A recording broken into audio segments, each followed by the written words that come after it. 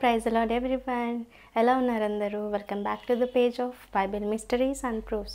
ఇప్పటి వరకు నా వీడియోస్ మీరు అందరూ చూస్తున్నారని, బలపడుతున్నారని నేను అనుకుంటున్నాను. అనేక మందికి షేర్ చేస్తున్నారని నేను నమ్ముతున్నాను. అయితే మొన్న జరిగిన ఒలింపిక్స్ గురించి, ఇది అంత్య దినాల్లో ఎలాగా రిలేట్ అవుతుంది, ఇది ఒక ప్రవచనమా, వాళ్ళు ఎలాగ మాక్ చేశారో, దీంట్లో అనేకమైన మిస్టరీస్ గురించి, అలాగే నోవా దినాల్లో ఉన్న మీకు తెలియని బైబిల్లో లేని మిస్టరీస్ గురించి, బైబిల్లో ఉన్న వాటిలో అసలైన సీక్రెట్ మీనింగ్ ఈరోజు మీకు చెప్పాలని ఆశపడుతున్నాను. అయితే చిన్న వీడియో చేద్దాం అనుకున్నాను, కానీ దీనికి రిలేట్ అవి, కనెక్ట్ అవి చాలా విషయాలు దాగున్నాయి దీంట్లో. కాబట్టి మీ అందరికీ పనిలో పని రెవల్యూషన్ 17 కూడా ఎలాగా ఇప్పుడు జరుగుతున్న వాటికి సాదృశ్యంగా ఉందో మీకు అర్థమయ్యే రీతిలో చెప్పడానికి మళ్ళీ మేము ముందుకొచ్చాను. సో ఈ వీడియో చాలా ఇంట్రెస్టింగ్గా ఉండబోతుంది. కొద్ది సమయంలోనే చెప్పబోతున్నాను, కాబట్టి అనేక మందికి ఈ వీడియోస్ మీరు షేర్ చేయండి. అయితే మొన్న జరిగిన ఒలింపిక్స్ ఓపెనింగ్ అట్టహాసంగా జరిగింది. చాలా గ్రాండ్ ఓపెనింగ్ అయితే జరిగింది, మీరు అందరూ చూశారు. ప్రపంచంలోనే మా ఓపెనింగే చాలా కొత్తగా ఉండాలి, అందరికన్నా భిన్నంగా యునిక్గా జరగాలని చాలా కోట్లు ఖర్చు పెట్టి ఓపెనింగ్ అనేది గ్రాండ్గా చేయాలనేసి వాళ్ళు ఒలింపిక్స్ జరుగుతున్న ప్రతి సిటీలోని కూడా గొప్పగా పేరు తెచ్చుకోవాలని ఓపెనింగ్ సెరమనీ అనేది చాలా ఘనంగా నిర్వహిస్తారని మనందరికీ తెలుసు. అందులో రీతిగానే ఈ ఫ్రాన్స్లో ఒలింపిక్ సెరమనీ చాలా గ్రాండ్గా అయితే జరుగుతున్న క్రమంలో టీ క్వీన్స్, వాళ్ళని డ్రాగ్ క్వీన్స్ అని అంటారు, అండ్ డ్యాన్స్ క్వీన్స్ అని కూడా అంటారు. వాళ్ళు ఒక వర్గానికి చెందిన వాళ్ళు ట్రాన్స్జెండర్స్, అంటే మగవాళ్ళు ఆడవేషాలు వేసుకొని ఆడవాళ్ళలాగా మాట్లాడతారు, డ్యాన్స్ షోస్ చేస్తారు. గే ప్రైడ్ అని అంటారు. ట్రాన్స్జెండర్స్ అందరూ కలిసి, ఈ ఆడవేషాలు వేసుకున్న వాళ్ళందరూ కలిసి డ్యాన్సెస్ చేస్తారు. అప్పటి వరకు ఒలింపిక్స్ చాలా గ్రాండ్గా అట్టహాసంగా జరుగుతున్నాయి. ఇందులోనే డ్రాగ్ క్వీన్స్ వచ్చి వాళ్ళ పెర్ఫార్మెన్స్ ఇచ్చినప్పుడు వాళ్ళందరూ లాస్ట్ సప్పర్ని, అంటే ప్రభురాత్రి భోజనాన్ని వెక్కిరిస్తూ, వ్యంగ్యంగా ఎగతాళి చేస్తూ పోజులు ఇవ్వడం జరిగింది, డ్యాన్సులు చేయడం జరిగింది. ఇంకా చాలా సెరమోనీస్, రిచువల్స్ అనేవి జరిగాయి, నేను ముందు చెప్తాను. అయితే దీని మీద అందరూ కూడా మండిపడుతున్నారు.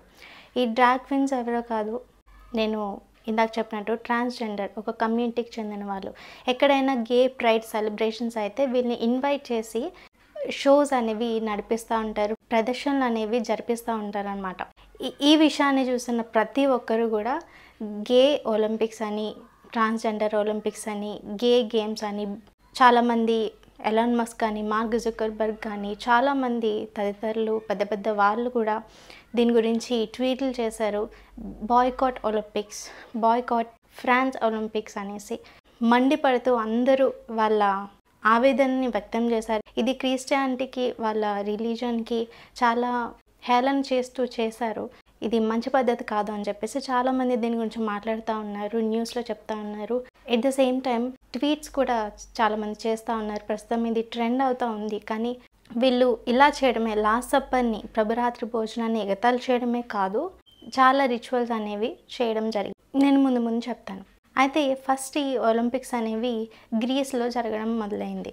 716 to 395 CE మధ్యలో ఈ ఫస్ట్ ఆఫ్ ఆల్ ఈ గేమ్స్ అనేవి స్టార్ట్ అవ్వడం జరిగింది. దేనివల్ల అంటే బృహస్పతి, జూపిటర్ గాడ్, జోస్ అనే దేవుడికి ఇదొక గౌరవంగా ప్రకటిస్తూ ఈ గేమ్స్ అనేవి ప్రారంభించడం జరిగింది. మన అపోస్తులు ఉన్నప్పుడు మనం చూడొచ్చు, గ్రీక్ వాళ్ళు ఎంత దారుణంగా, గ్రీక్ రాజులు ఒక బోనెలో పెట్టి, సింహాన్ని పెట్టి గేమ్స్ ఆడుతున్నప్పుడు మనం పౌలు గారు ఉన్న ఈ ఫస్ట్ సెంచరీలోకి వెళ్ళినట్టయితే మనం ఈ గ్రీక్ వాళ్ళందరూ గేమ్స్ పెట్టుకోవడము, మద్యం తాగుతూ, ఇష్టానుసారంగా వ్యభిచారం చేస్తూ, ఆ పక్క గేమ్స్లో పాల్గొంటూ, లోపల బోన్లోకి అపోస్తులు పంపించడం కానీ, తప్పు చేసిన వాళ్ళని పంపించడమే కానీ, మధ్యలో అంటే సింహాన్ని విడిచిపెట్టి వాళ్ళని తింటున్నప్పుడు ఇవన్నీ అందరూ చుట్టూరు స్టేడియంలో కూర్చొని దాన్ని ఎంజాయ్ చేస్తూ ఉండడం ఆ రోజుల నుంచే ప్రారంభమైంది.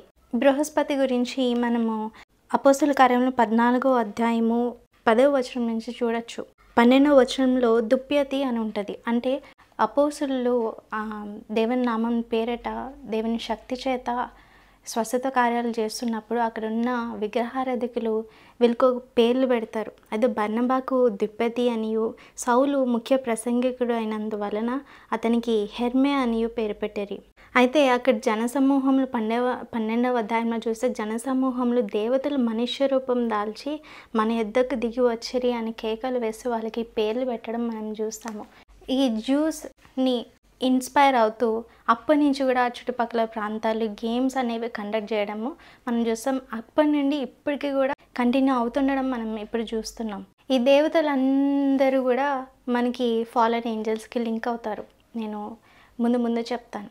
అయితే లాస్ట్ సప్పరే కాదు, వాళ్ళు రెవల్యూషన్ 6వ అధ్యాయం 6వ వచనంలో చెప్పబడిన పేల్ హార్స్ అంటే నల్లని గుర్రాన్ని 3వ ముద్ర విప్పినప్పుడు నల్లని గుర్రం వచ్చినట్టు దాని మీద ఒకడు త్రాసు చేత పట్టుకుని కూర్చుని గుర్రాన్ని వాళ్ళు ఈ ప్రదర్శనలో చూపించడం జరిగింది. దాని వెనకాల ఉన్న సెట్టింగ్స్ చూస్తే రెక్కలు ఉండడము, ఆ చివరి నుంచి ముందుకు వస్తుండగా అంటే ఈ గుర్రానికి రెక్కలు ఉండడము, ఈ రెవల్యూషన్లో ఎలాగైతే చూపించబడిందో సేమ్ అలాగే ప్రదర్శనలో కూడా వాళ్ళు ఎగతాళిగానో లేదంటే ఇందులో సాదృశ్యాలు మనకి ఇప్పుడు ఒక సింటమ్స్లా కనిపిస్తున్నాయో లేదో తెలియదు, కానీ మనము ఇదే విషయాన్ని మళ్ళీ రెవల్యూషన్ 17లో ఉన్న విషయం కూడా మన కళ్ళకు కట్టినట్టు ఈ ప్రదర్శనలో కనిపిస్తుంది. ఈవెన్ దో వాళ్ళు ఎగతాళి చేసినా సరే. నల్లని గుర్రం మీద కూర్చున్న ఈ వ్యక్తి నడుచుకుంటూ వచ్చి ఒక టవర్ని తీసుకొచ్చి ఒక డయాస్ మీద ఎక్కుతున్న క్రమంలో వెనకాల అనేక మంది ఫ్లాగ్స్ పట్టుకుని నేషన్స్ అందరూ ఆ టవర్ని తీసుకెళ్ళి ఆ డయాస్ మీద ఉన్న ఒక మృగానికి, అంటే మన గోల్డెన్ కాఫ్ మోషే గారి దినాల్లో ఐగుప్తీయులు ఎలాగైతే ఎర్రని పేనుని తయారు చేసుకున్నారో ఎట్ ద సేమ్ టైం అదే ఆకారంలో ఉన్న ఒక దూడ అక్కడ మనకు కనిపిస్తుంది. అక్కడికి వెళ్ళి అర్పించడం, ఇదంతా ఒక రిచువల్గా వాళ్ళు చూపించడం జరుగుతుంది. ఈ క్రమంలోని లాస్ట్ సప్పర్ వాళ్ళు ఎగతాళి చేస్తుండగా అక్కడ ముందు టేబుల్లో ఒక ప్లేట్ నుంచి ఒక మూత తీస్తున్నట్టు అందులో నీలంగా ఉండే ఒక వ్యక్తి రావడం జరుగుతుంది. అది ఎవరో కాదు, జూస్, గ్రీక్ దేవుడు జూస్ అన్నమాట. దానికి జ్ఞాపకార్థంగా ఈ ఒలింపిక్స్ చేస్తారు కాబట్టి వాళ్ళు ఈ పనిని చేశారు అని కొంతమంది వాళ్ళని వెనకేసుకురావడం, కొంతమంది లాస్ట్ సప్పర్ని ఎందుకు తీసుకురావడం మధ్యలోకి అని మండిపడడం కూడా మనం సోషల్ మీడియాలో చూస్తున్నాం. ఇదంతా జరుగుతున్న క్రమంలోనే గలేషియన్స్ 6:7 ప్రకారం, గల్తీయులు రాసిన పత్రిక 6వ అధ్యాయము 7వ వచనం ప్రకారము మోసపోకుడి, దేవుడు వెక్కిరించబడడు, మనుషుడు ఏమి విత్తునో అదే పంట కోయినో అని దేవుడు ముందుగానే సెలవిచ్చినట్టుగానే ఇదంతా జరిగిన తర్వాతే వెంటనే పవర్ అవుటేజ్, ఇంటర్నెట్ అవుటేజ్ అనేది ఫ్రాన్స్ మొత్తం కూడా రావడం జరిగింది.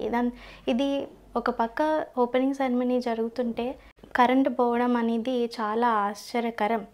ఇందులో ఇంకా ఆశ్చర్యం ఏంటంటే ఒక్క బాసిలికా చర్చ్లోనే పవర్ ఉంది. మొత్తం నగరం అంతా కూడా నల్లగా చీకటి మయం అయిపోయినట్టు అందరూ దాని వీడియోస్ తీసి సోషల్ మీడియాలో పెట్టారు. ఈ విషయమై న్యూస్ ఛానల్స్ కూడా కవరేజ్ ఇవ్వడం జరిగింది. దేవుడు ఎప్పుడు కూడా వెక్కిరింపబడని మనకి స్పష్టంగా అర్థమవుతుంది. ఇదే కాదు, బిలియన్స్ ఖర్చు పెట్టి అక్కడున్న ఒలింపిక్స్ జరుగుతున్న ఆ విలేజ్లో స్విమ్ చేయడానికి ఎవరైతే ఆటగాళ్ళు వస్తారో అక్కడికి వచ్చి ఈ గేమ్స్ పార్టిసిపేట్ చేస్తారు కదా, ఈత ఆడతారు స్విమ్మర్స్, వాళ్ళందరూ కూడా ఈత ఆడడానికి చాలా బిలియన్ డబ్బులు ఖర్చు పెట్టి దాన్ని అంతా క్లీన్ చేశారు. కానీ ఎప్పుడైతే ఇలా వెక్కిరించబడడం జరిగిందో దాని వెంటనే కూడా వర్షాలు రావడం, వాళ్ళ అన్ని బిలియన్ డాలర్స్ ఖర్చు పెట్టిందంతా వృధా అయిపోవడం, ఆ నీరంతా మురిగా అయిపోవడం మనం చూడొచ్చు. దాన్ని చూసిన స్విమ్మింగ్ చేయడానికి వచ్చిన వాళ్ళు మేము చచ్చినా దీంట్లోకి దూకము అని వాళ్ళ అసహ్యాన్ని వ్యక్తం చేస్తున్నారు. So would you swim in the Seine? Yeah, but it has to be clean and it's not right now. It was raining a lot. Me personally, I will never swim in the Seine. Even if they clean it, I will never jump. అంటే చిన్న చూపే కదా, ఎంతో ఖర్చు పెట్టి గ్రాండ్గా పెద్ద పేరు తెచ్చుకోవాలి ప్రపంచం అంతటా అని ఈ ఒలింపిక్స్ స్టార్ట్ చేశారు. కానీ చివరికి ఏమైంది, అందరూ కూడా మేము చచ్చిన దీంట్లోకి వెళ్ళము అంటే ఒక బ్యాడ్ రిమార్క్ అనేది దీని ద్వారా వచ్చింది. మనకి గలేషియన్స్ 6:7 ఇక్కడ నెరవేరుతున్నట్టు మనకు కనిపిస్తుంది. అలాగే రెవల్యూషన్ 17లో కూడా మనకు కనిపిస్తుంది. అదేంటో ఇప్పుడు చూద్దాం. అంటే దీని ముందు ట్రంపెట్స్ ముద్రలు పాత్రలు విప్పబడతాయి. దాని తర్వాత ఇది జరగడం అయితే జరుగుతుంది. కానీ ఇప్పుడు జరుగుతున్నవి కరెక్ట్గా మ్యాచ్ అవుతున్నాయని సోషల్ మీడియాలో అనేక మంది అబ్రాడ్లో దీని గురించి మాట్లాడడం జరుగుతుంది. పనిలో పనిగా దీంట్లో ఏముందో అది కూడా దీనిలో దాగున్న దీనికి అర్థాలు వచ్చేవి అందరికీ అర్థమవుతుంది కాబట్టి నేను క్లుప్తంగా వివరిస్తాను. ప్రకటన గ్రంథం 17వ అధ్యాయంలో మనం చూస్తే గనక అక్కడ యోహాను గారికి ఇక్కడికి ఎక్కిరమ్ము అనేసి ఆయన దర్శన రూపంలో ఇదంతా చూపిస్తారనమాట. అక్కడ 7 పాత్రలు పట్టుకుని ఉన్న 7 దేవదూతలు వచ్చి యోహాను గారితో ఇలా మాట్లాడతారు. నువ్వు ఇక్కడికి ఎక్కిరమ్ము, విస్తార జలముల మీద కూర్చుని నిన్న ఆ మహావేషకు చేయబడి తీర్పు నీకు కనపరచదని మీకు చూపిస్తానని చెప్తున్నారు. అయితే భూరాజులు ఆమెతో వ్యభిచరించిరి, భూనివాసులు ఆమె వ్యభిచార మద్యంలో మత్తులేరి అప్పుడు అతడు ఆత్మవశుడైన నన్ను అరణ్యమునకు తీసుకుని పోగా దేవదూషణ నామములతో నిండుకొని ఉన్న 7 తలలు 10 కొమ్ములు ఎర్రని మృగం మీద కూర్చుండి ఉన్న ఒక స్త్రీని చూచితిని. మనకి ఇక్కడ ఏం అర్థమవుతుంది? ఇక్కడ స్త్రీ అనగానే మనం 18వ అధ్యాయంలో పట్టణము అంటే ఇక్కడ దేని గురించి దేవుడు వివరిస్తూ ఉన్నారు, దర్శన రూపంలో చెప్తున్నారంటే ఆ మహాపట్టణం గురించి, అంటే పట్టణాన్ని గురించి వివరిస్తున్నారు. మనం ఈ ఓల్డ్ టెస్ట్మెంట్లో చూసినట్టయితే దేవుడు ఎప్పుడైనా సూచించేటప్పుడు అంటే పట్టణాలన్నీ వ్యభిచారంతో పాపంతో నిండుకొని ఉన్నప్పుడు మనుషుల్ని సూచించరు, కానీ ఎప్పుడు కూడా పట్టణాన్ని దేవుడు సూచించడం మనం చూస్తాం. ఇది బబులోను ఇట్లాగా ఒక పట్టణాన్ని సూచిస్తూ పట్టణాన్ని రిప్రజెంట్ చేస్తూ దేవుడు మాట్లాడడం మనం చూస్తాము. అదేవిధంగా ఇక్కడ కూడా అదే అర్థం వచ్చేలాగా ఉంది ఈ అధ్యాయం. అయితే చాలామందికి అర్థం అవదు, భూరాజుల ఆమెతో వ్యభిచారం చేయడం ఏంటి, మళ్ళీ పట్టణం ఏంటి అని అంటే ఈ ఒకప్పుడు క్రిస్టియన్ దేశాలుగా పిలువబడిన దేశాలు, కంట్రీస్, పట్టణాలు, మహాపట్టణాలు ఇప్పుడు ఎలాగుంది, మత్తులో ఎక్కడ చూసినా పబ్స్, రెడ్ లైట్ ఏరియాస్, అలాగే వ్యభిచారం, డేటింగ్, అఫైర్స్ ఇవన్నీ ఉన్నాయి. అందుకే దేవుడు చెప్తున్నాడు, భూరాజులు ఆమెతో వ్యభిచరించిరి, భూనివాసులు వ్యభిచార మద్యంలో మత్తులైరి అనేసి దేవుడు ఇక్కడ చెప్తున్నాడు. అదే మనం ఇక్కడ ఫ్రాన్స్ దేశాన్ని మనం ఇక్కడ చూడొచ్చు. ఎలాగ చూడొచ్చో నేను మీకు ముందు అర్థమవుతుంది. అయితే అక్కడ ఎర్రని మృగం కూడా చెప్తున్నారు. 7 తలలు 10 కొమ్ములు. ఈ 7 తలలు 10 కొమ్ముల గురించి నేను తర్వాత వీడియోస్లో వివరిస్తాను. ఇవి నేషన్స్ని సూచిస్తున్నాయి. ఇందాక ఒక వ్యక్తి ఒక పేల్ హార్స్ మీద, నల్లని గుర్రం మీద వచ్చాడు చూడండి. అప్పుడు వస్తున్నప్పుడు ఒక టవల్ని తీసుకెళ్తున్నప్పుడు వెనకాల నేషన్స్ రావడం మనం గమనిస్తాం ఆ వీడియోస్లో. ఇక్కడ ఈ 10 కొమ్ములు అంటే 10 నేషన్స్ అక్కడ అది కరెక్ట్గా మ్యాచ్ అవుతున్నాయి. అంతేకాకుండా ఇంకేం మ్యాచ్ అవుతున్నాయో మనం చూద్దాం. అయితే ఆ పట్టణాన్ని గూర్చి 4వ వచనంలో వివరించబడింది. ఏమని?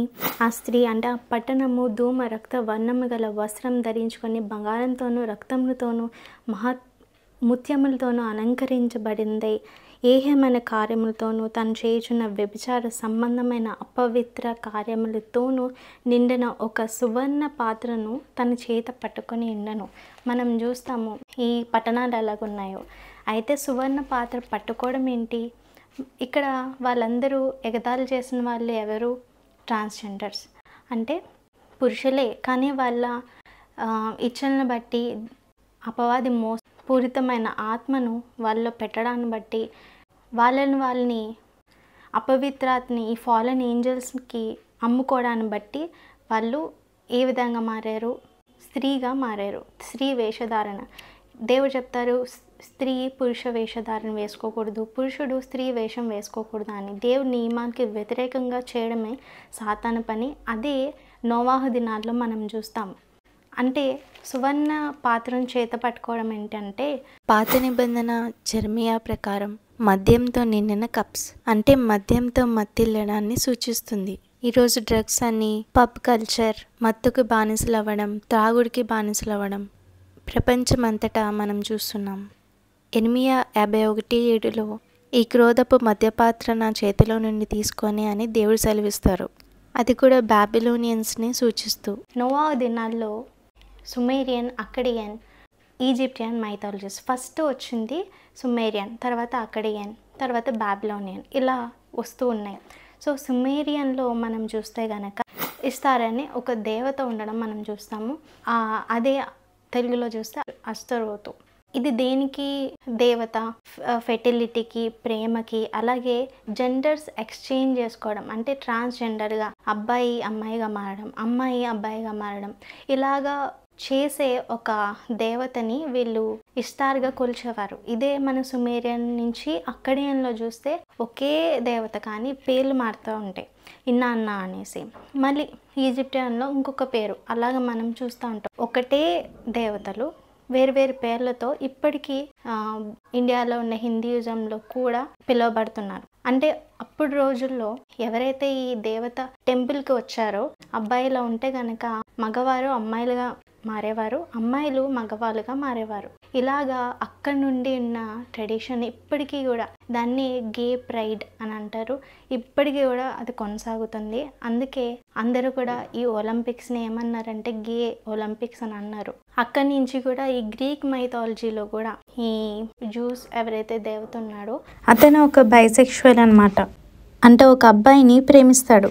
మనం ఫస్ట్ నుంచి చూస్తే కనుక అక్కడ నుండి హిందూయిజం వరకు కూడా అన్ని మైథాలజీస్లో సుమేరియన్ నుంచి వచ్చిన దేవతలే కనిపిస్తారు, కానీ వేరే పేర్లతో. మీకు అర్థమైంది అనుకుంటాను. అయితే ఈ ఇస్తారు చేతి పట్టుకొని ఉంటుంది, ఒక బౌల్ని చేతిలో పట్టుకొని ఉన్న శిల్పాలు, శిలాలు ఇప్పటికీ కూడా మ్యూజియంలో ఉన్నాయి. అనేకమైన ఆర్కియాలజిస్ట్ తవ్వకాల్లో ఈ ఇస్తార్ దేవత విగ్రహాలు కానీ, గోడల మీద చెక్కిన ఆ షేప్స్ కానీ, ఇన్స్క్రిప్షన్స్ కానీ, గుళ్ళు కూడా ఆర్కియాలజిస్ట్ తవ్వకాల్లో బయటపడిన సందర్భాలు ఉన్నాయి. అయితే ఈ ఇస్తారు దేంతో పట్టుకొని ఉంటున్న శిల్పాలు చెక్కి ఉన్నారంటే చేతిలో తనకు ఒక బౌల్ ఉంటుంది. అదే ఇక్కడ మనకి కనిపిస్తుంది. సువర్ణ పాత్రను చేత పట్టుకొని ఉండను అంటే ఈ ఇస్తారు ఎవరికి సూచనగా కనిపిస్తుంది?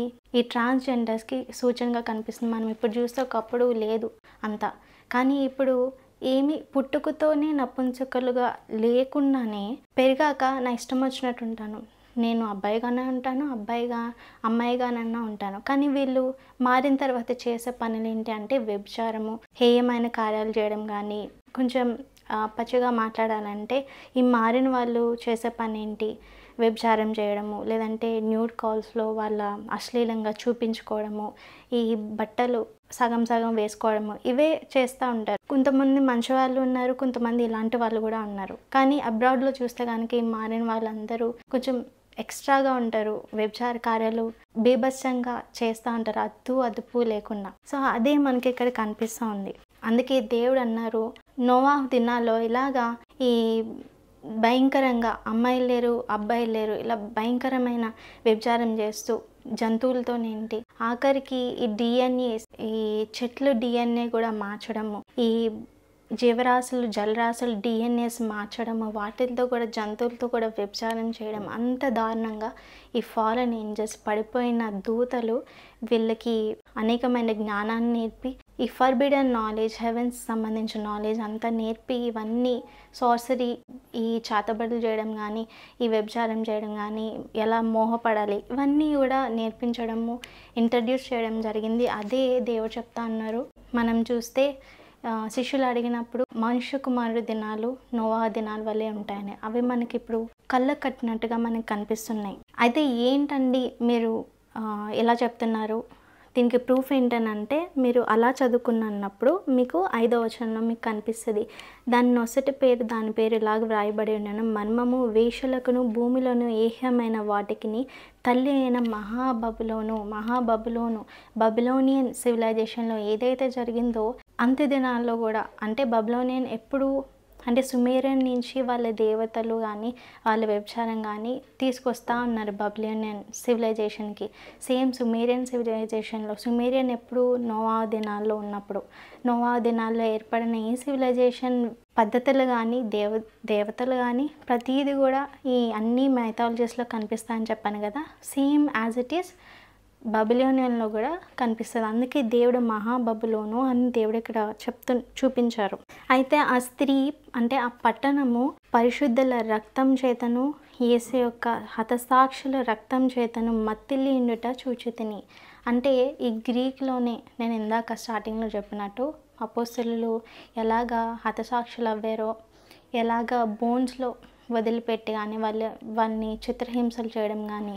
అందుకే దేవుడు ఇక్కడ చెప్తున్నాడు, పరిశుద్ధుల రక్తం చేతను యేసు యొక్క హతసాక్షుల రక్తం చేతను మత్తిల్లి ఉండుట చూచితిని. ఆ పట్టణాల గురించే ఇక్కడ ప్రస్తావించడం జరుగుతుంది. అయితే మనకి ఇక్కడ క్రూర మృగంను గూర్చిన మర్మం నీకు తెలిపేదను అని కూడా అంటారు. అయితే కానీ 8th వచనంలో మనం చూస్తే, నువ్వు చూచిన ఆ మృగం ఉండను కానీ ఇప్పుడు లేదు.